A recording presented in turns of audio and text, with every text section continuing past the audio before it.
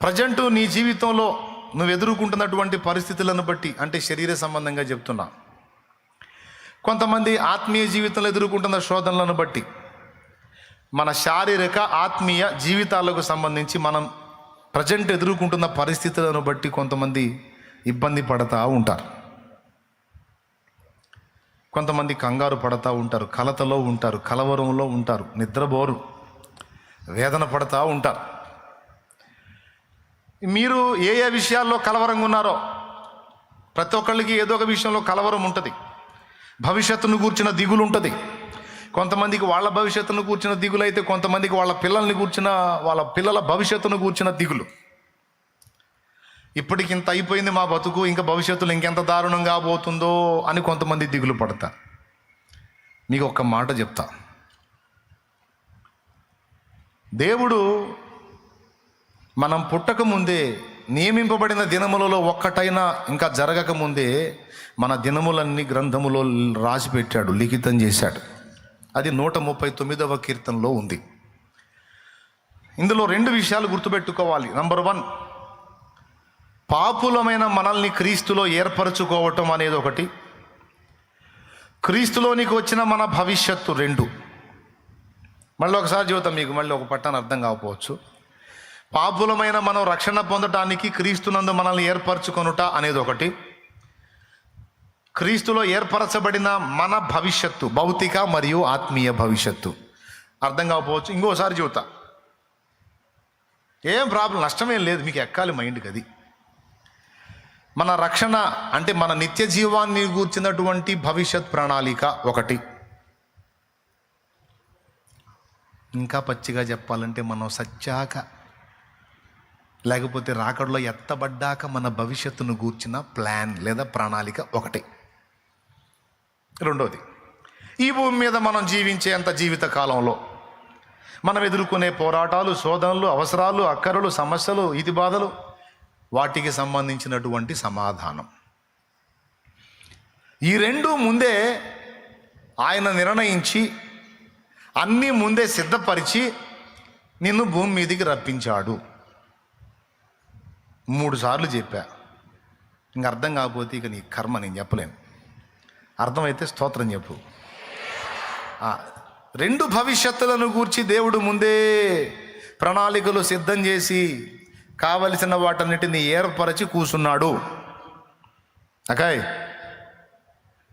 Annoy, అనవసరంగా నువ్వు నేను మనం కలవరపడటమే.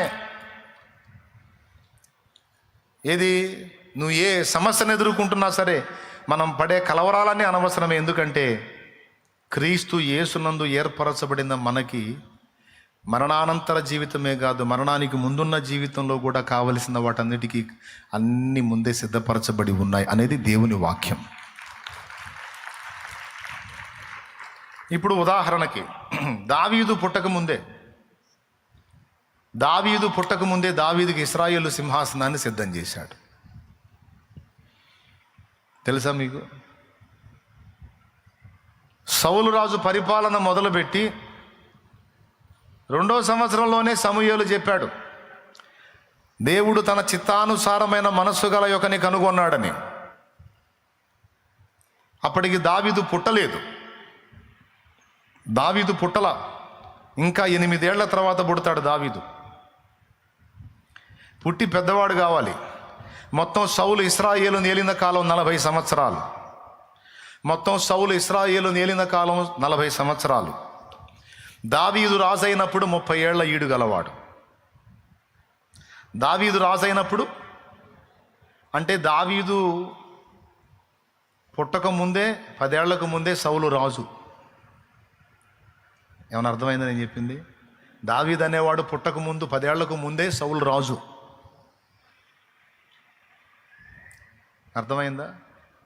సౌలు రాజు అయిన తర్వాత ఇంచుమించు 10 ఏళ్లకు పుట్టాడు దావీదు. కానీ దావీదుని ఎప్పుడు ఏర్పరచుకున్నానన్నాడు సమూయేలుతో? సౌలు 2వ సంవత్సరం పరిపాలనలో ఉన్నప్పుడు చెప్పాడు. అంటే ఇంకా దావీదు పుట్టల, కడుపును కూడా పడలా. ఇది జరిగిన 8 ఏళ్లకు పడతాడు కడుపులో. అంటే దావీదు అనేవాడు ఇంకా భూమి మీద రాకమునిపే, భూమి మీదకి రాకమునిపే ఇశ్రాయేలు సింహాసనాన్ని ముందే సిద్ధపరిచి పెట్టాడు దేవుడు. ఏమైనా అర్థమైందా నేను చెప్పింది?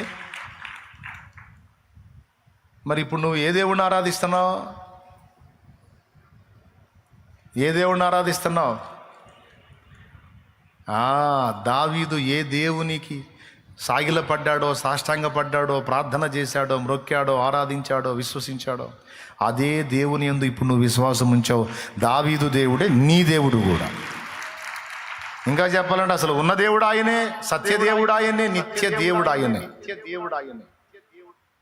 Amen, amen. మరి దావీదు రాకముందే మొత్తం ఫ్యూచర్ మొత్తాన్ని డిజైన్ చేసి పెట్టాడే. దావీదుకి ఎన్ని రకాల దాడులు ఎదురవుతాయో, ఆ దాడుల్లో దావీదుని ఎలా తప్పించాలో, ఎక్కడెక్కడ ఏ విధంగా అతను తప్పించబడటానికి సమయోచిత జ్ఞానం ఎలా ఇవ్వాలో మొత్తం డిజైన్ చేసి కూర్చున్నాడు కదా. మొత్తం ముందే చూస్తాడు, రాస్తాడు, అంత పక్కగా ఎక్కడదక్కడ ఫిక్స్ చేసి కూర్చుంటాడు. మళ్ళీ నాకేం సంబంధం లేదని కూర్చుంటాడు దేవుడు. అది ఏమైనా అర్థమైందా నేను చెప్పింది? అర్థమైతే మేధావులే. ఏం చెప్పాను చెప్పండి? అది అర్థమైనట్టు ఫోజు పెట్టారు. చెప్పండి. మొత్తం ముందే చూస్తాడు, రాసి పెడతాడు, మళ్ళీ సంబంధిత సన్నివేశాలకు అవసరమైనటువంటి సహాయాలు మొత్తం ఏర్పాటు చేసి పెడతాడు. మళ్ళీ జరుగుతున్న కథలో నా ప్రేమేం లేదన్నట్టు మొత్తానికి వెలపట నేను ఉన్నాను అన్నట్టు కూర్చుంటాడు. ప్రస్తుతం అనుభవిస్తున్నటువంటి వాటిని నీవు చూస్తున్నావు, కానీ సుదూర భవిష్యత్తులో, సమీప భవిష్యత్తులో దేవుడు నీకు సిద్ధపరిచినవి నీకు అర్థం కాలేదు. కానీ ఒకటి మాత్రం నిజం, అందరికీ అన్నీ సిద్ధపరిచిన దేవుడు భూమి మీద నీ జీవితానికి కావలసినవి నీకు సిద్ధపరిచాడు, నీ పిల్లలకు కూడా సిద్ధపరిచాడు. కన్నవాడిగా కన్నదానిగా నీకే ఇంత బాధ్యత ఉంటే మిమ్మల్ని నన్ను మొత్తాన్ని పుట్టించినోడు ఇంకెంత రెస్పాన్సిబిలిటీ ఉంటుందో ఒక్కసారి ఊహించండి. మనమే ఇంత బాధ్యత ఫీల్ అయితే ఇంకా ఆయన ఎంత బాధ్యత ఫీల్ అవుతాడు? బాధ్యతలు నెరవేర్చడంలో నువ్వు గ్రేటా, దేవుడు గ్రేటా? ఎవరు నంబర్ 1లో వస్తారు? అస్సలు ఎంత పర్ఫెక్ట్ అండి ఆయన మనుషుడిగా భూమి మీదకి వచ్చినప్పుడు కూడా సహోదరుల బాధ్యతను, తల్లి బాధ్యతను 30 ఏళ్ళు నెరవేర్చి, అప్పుడు పరలోక తండ్రి చిత్తం నెరవేర్చడానికి వచ్చి తన ప్రాణముని అప్పగించి, ఇటు భౌతికంగా అటు ఆత్మీయంగా 2 బాధ్యతలు నెరవేర్చి, ఇటు సృష్టికర్తగా మనందరి రక్షణ కోసం ప్రాణం పెట్టి బాధ్యత నెరవేర్చాడు. 30 ఏళ్ళు కుటుంబం బాగు కోసం శ్రమపడి చెక్క పనిచేసి, వడ్రంగం పనిచేసి వాళ్ళని పోషించి బాధ్యత నెరవేర్చాడు. టోటల్గా అసలు యేసు ఆరంభము, యేసు సిలువ అన్ని బాధ్యతతో ముడిపడి ఉన్నాయి. అన్ని బాధ్యతను బట్టి చేశాడు. ఇప్పుడు చెప్పండి, నీకు ఎక్కువ బాధ్యత ఉందా, దేవుడికి ఎక్కువ బాధ్యత ఉందా? రైట్. నిజమేనా? నమ్ముతున్నావా? మరి బాధ్యత గల దేవుడు నాకు తోడై ఉన్నాడు, నా భవిష్యత్తుకు డోకా లేదు అనవేమాయా? అనవే? అది ఇప్పుడే నైట్ నిద్రపోకుండా ఆలోచిస్తూ ఉంటావు నువ్వు. రేపేం జరుగుద్దో, ఏం జరిగిద్ది ఏంది? ఈరోజు బాగుంది, రేపు ఇంకా బాగుంటుంది. దేవుణ్ణి బట్టి ఈరోజు స్తోత్రం, రేపు డబుల్ స్తోత్రం. ఎవరిని బట్టి? ఆయనను బట్టి. ఎంతమందికి విశ్వాసం ఉంది? మరెందుకు దిగులు పడుతున్నావు? మరెందుకు టెన్షన్ పడుతున్నావు? మరెందుకు నిద్ర లేకుండా ఇబ్బంది పడుతున్నావు? మరెందుకు తిండి మానేసి తిరుగుతున్నావు? మరెందుకు భయపడతా ఉన్నావు? ఊరుకూరుకునే ఎందుకు టెన్షన్ పడుతున్నావు? పోనీ ఇంతసేపు దడపడి సమస్య నువ్వేమైనా డీల్ చేస్తావా? జరిగిపోయిన వాటిని నువ్వు మార్చగలవా? జరగబోయే భవిష్యత్తును నువ్వు శాసించగలవా? దేవుణ్ణి బట్టి శాసించగలవు. దేవుణ్ణి పట్టుకుంటే. దేవుణ్ణి పట్టుకోకుండా దిగులు పడ్డావు అనుకో, ఏ సమస్య గురించైనా భవిష్యత్తు కూడా పాడు చేసుకుంటావు. బిడ్డ గుర్తుపెట్టుకో, ఏదన్నా నువ్వు ఆశించింది ఒకటి నీకు అందలేదనుకో, అంతకంటే శ్రేష్టమైంది ఏదో ఇవ్వబోతున్నాడు. ఏదన్నా నువ్వు పొందుదాం అనుకున్నా నీకు దక్కలేదని, అంతకంటే శ్రేష్టమైంది అది గుర్తుపెట్టుకో. ఎందుకంటే ఫినిషింగ్ టచ్. దేవుడు నిన్ను ప్రేమిస్తున్నాడు పిచ్చిదానా. దేవుడు నిన్ను ప్రేమిస్తున్నాడు. ఎంత ప్రేమో నువ్వు అంటే ఆయనకి. అందుకే నిన్ను ప్రేమిస్తున్నాడు కాబట్టి నువ్వు అడిగినవన్నీ చేయటల్లా. నువ్వు అడిగినవన్నీ చేశాడు అనుకో, దేవుడు ప్రేమించినట్టు కాదు, నీ మీద పగబట్టినట్టు.